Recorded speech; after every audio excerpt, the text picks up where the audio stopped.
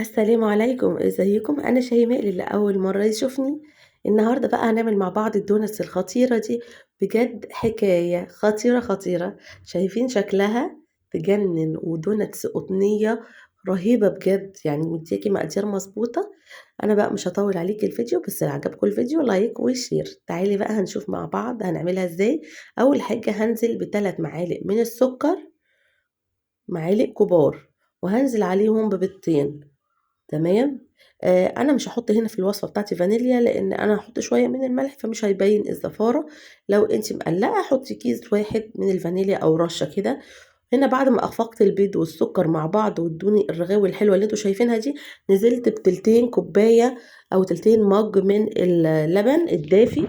شايفين؟ قعدت اخفق فيهم لحد ما بقى عندي كده الرغاوي الجميله اللي انتوا شايفينها دي. رحت نازله بنص كيلو من الدقيق، بنص كيلو من الدقيق. وبعد كده معلقة كبيرة من الخميرة، وإيه، ورشة الملح. هنا اللبن عندي لو بالجرامات 200 ملي من اللبن. المج اللي هو بيبقى 250 ده تحطي مج إلا صباع. وهبدأ بقى إن أنا إيه، أعجن في العجينة، سواء بقى بإيدك أو بالهاند ميكسر بتاعك. يعني بصي أهي شايفاه كده. هبدأ بقى أنزل بمعلقة كبيرة زبدة هرمية بدرجة حرارة الغرفة، معلقة كبيرة ملياها هرمي زبدة بدرجة حرارة الغرفة. وأقوم بقى إيه، أبدأ أخفق فيها لحد ما العجينة بتاعتي تتشرب الزبدة دي كويس جدا جدا. الخطوة دي هتاخد معاكي وقت، ما تخافيش، مش العجينة بتاعتك مش هتكون باظت ولا حاجة، عشان ممكن في اللي هو يخاف. لا، هي هتاخد منك وقت عبال ما تلم وتبقى العجينة حلوة قوي كده. هغطيها بستريتش واسيبها تخمر. هنا بعد ما خمرت بقى معايا كده حوالي نص ساعة أو ساعة، هبدأ أنزل بالعجينة كده من البولة. اخد كل العجينة اللي في البولة بتاعتي وابدأ ان انا اعمل العجينة كرة. بصوا بتلزق على الرخامة ايه، خفيف قوي. فاحنا هنعملها على ورقة زبدة عشان نعرف نتحكم فيها ونطلعها. اول حاجة هجيب معايا ورقة زبدة هنا كده، وهبدأ ان انا اقيس القطاعة بتاعتي اللي هعمل بيها الدونتس، واقطع الورق بتاعي عشان احط عليه الدونتس لما اجي اقليه. وممكن ان احنا نحطها عادي في صينيه عليها ورق، فيها ورقه زبده، واحط الدوناتس بتاعي وباخده واحده واحده. لو انت هتبقي متمكنه انك تطلعيها بايدك سليمه، مش هتبوظ منك بعد ما تخمر. جبت ورقه زبده بقى عشان العجينه بتلزق معايا الرخامه شويه. وجبت القطاعه بتاعتي. لو ما عندكيش القطاعه بقى دي، بغطا برطمان وبعد كده بغطا ازازه من النص، وتصرفي نفسك. شايفين؟ بفرد العجينه كده، طبعا بنسيب فيها عمق مثلا سنتي ونص او حاجه، علشان ما تبقاش رفيعة معانا، اما تخمر تبقى حلوة كده.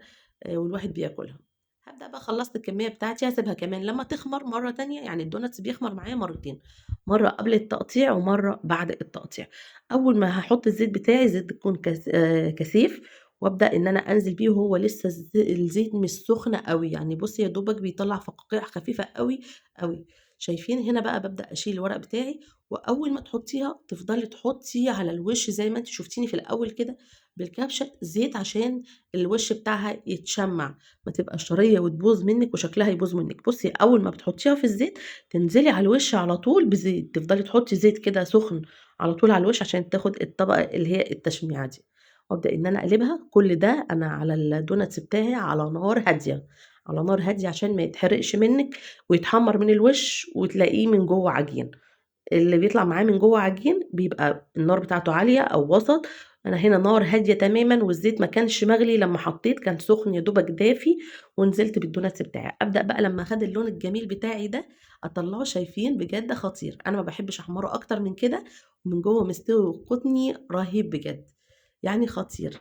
هنا بقى حضرت وسيحت معايا شوكولاته بيضه في الميكروويف، وهبدا ان انا اخدها واحطها كده. وكمان كنت مسيحة شوكولاتة دارك غامقة، هاحطهم بالمنظر ده. هيجي بقى عندك سبرينكل أو فرماسيه، وتبدئي إن أنتِ تزوقي الحاجة الموجودة عندك. ما فيش حاجة موجودة عندك، هتعملي شوية مَيّة بشوية سكر كده تُقال، بودرة، سكر بودرة، وتقومي حاطة الوش فيها وخلاص كده. ده لو عايزة تعمليه زي برّه، بس إحنا بقى بنعملها هنا. حطيت بقى في الشوكولاتة الغامقة، وحطيت بقى على الوش لوز مجروش. بجد خطير. يعني بصوا، حكاية بجد. ألف هنا وشفا. لو عجبكم الفيديو بقى لايك وشير، واللي مش عندي يشترك ويفعل الجرس عشان كل جديد عندي يوصل لكم. شايفين بقى؟ بجد خطيرة، تستاهل منكم أحلى لايك. أتمنى بقى إيه تجرّبوها، اللي يجرّبها يقول لي في التعليقات، ولو في أي استفسارات قولوا لي وهارُد عليكم على طول، أسيبكم وأقول لكم مع السلامة.